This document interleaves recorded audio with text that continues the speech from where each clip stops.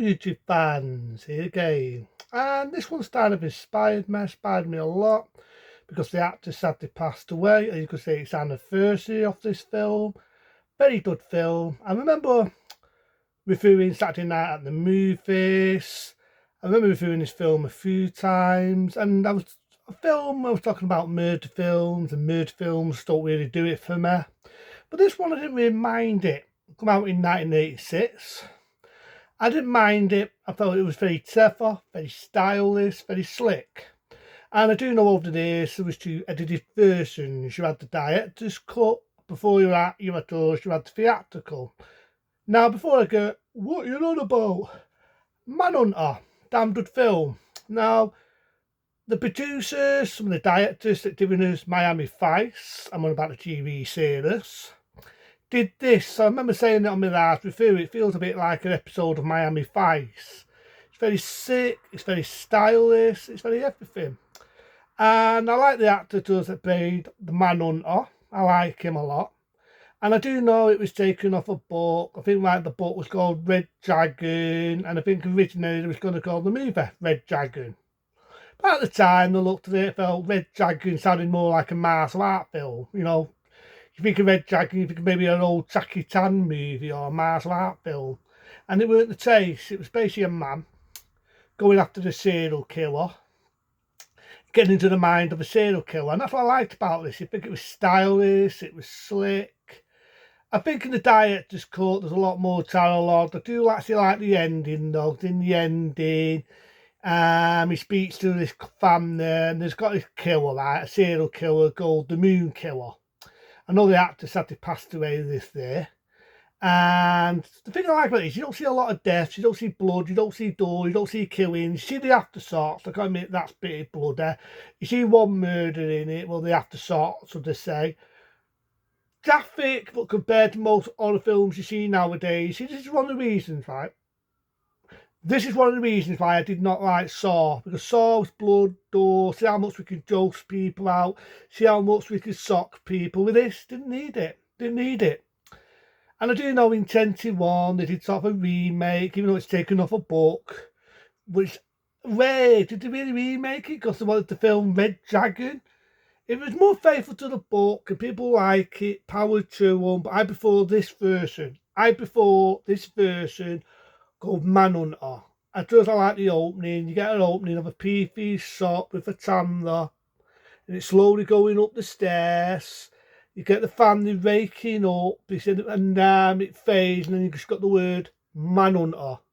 And they've said what it is. You've got this one guy, he sits down next to the other guy, they're talking. He works for the DAA and all the police force, and he wants him to go back to work. He's retired because of an incident what happened to him. He wants to live on the beach with his family, but he gets talked into going after this serial killer called the Moon Killer.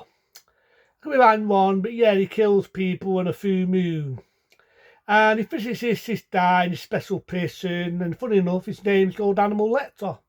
So before we ever had the luxury of Silence of the Lambs, we had this other actor that played Animal Lecter. The only difference is in Silence of the Lambs, he was portrayed as a cannibal. In this, you got the idea he went around killing women. You got the idea that he tried to kill the main man. Of course, I think in Red Dragon you do actually see that. It's played by Anthony Hopkins. In this, it's played by Total, and I mean a total different actor. And I like this actor actually. He's been in a few things. He knows he can't physically hurt the main man because he's in this trustee, very stylish person. But he can get into his head. Basically, he can fuck in his head. And that's what he's doing in the film. He's fucking with his head. He's saying, do you know how you caught me, Will?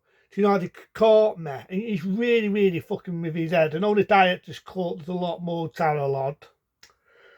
And basically, he wants him to help him in getting into the mind. And I love the way he's trying to get into the mind of the killer. There's bits in it where he feels like, is he doing a YouTube video? Is he talking to himself? Because there's bits where you see him talking to himself, but he's not. What he's doing is, he's trying to slag the right, big word for me, and he's trying to get into the mind of the killer.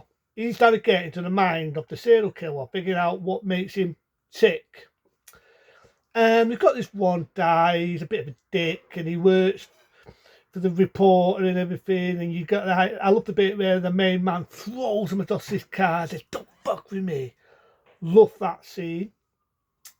But because he reported something on the news he shouldn't have done, this is when the Moon Killer first makes his appearance.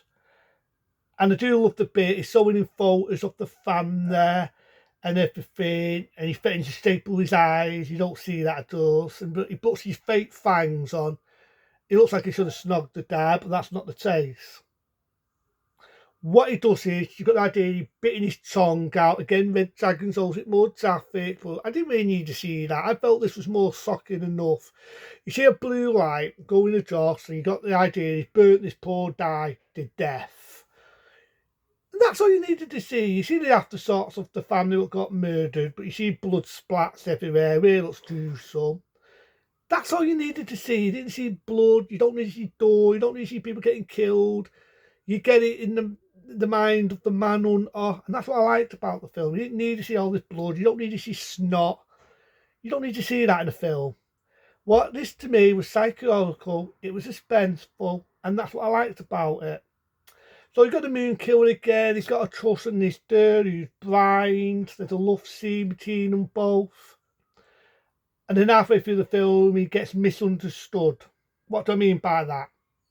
He sees her tissing with a guy that works in the same place where he works, but he's not tissing her. He's not tissing her. All he's done is he's pulled a bit of dust from her eye. He's misseen it, thinking that she's having it away. He kills this poor guy, one place at the one time, and he kidnaps the blind woman. And I do love the bit, like I said, I do like some of the music in this, and yes, I do admit I've got some of the music on my MP3. That is how much I love this film, even like the music to it.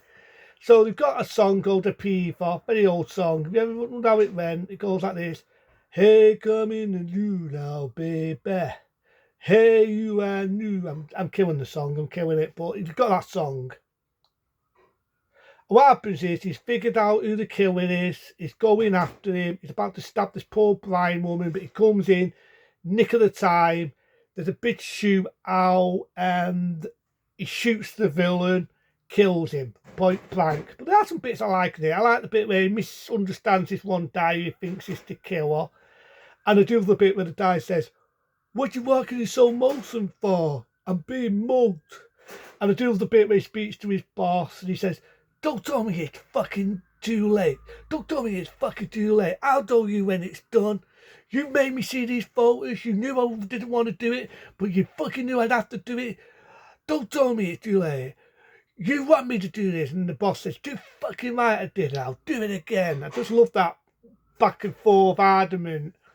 I don't like that feel to the Manhunter. And like I say, I think it's very good. I think it's very stylish. It's a slick film. Like I said, the director's cut, you do see a lot more. And I think Mario in the theatrical, he's got a mate who works for, like I just said. And I think in the theatrical one, you're usually thinking is he dead or alive because he gets shot. But in the director's one, it turns out that's not the case. He's still alive. He's just got wounded. In the theatrical one, I always thought he actually got killed. And like I say, in the director's cut, I think he visited the family because the Moon Killer was killing a family. Theatrical, you don't actually see that. The fact is, there's a lot more dialogue in the director's cut. But whichever one you like, I actually think Manhunter's very clever. I think it's very stylish. Fuck it. A 9-star rating for me. But until then, be smart, be safe. See you later.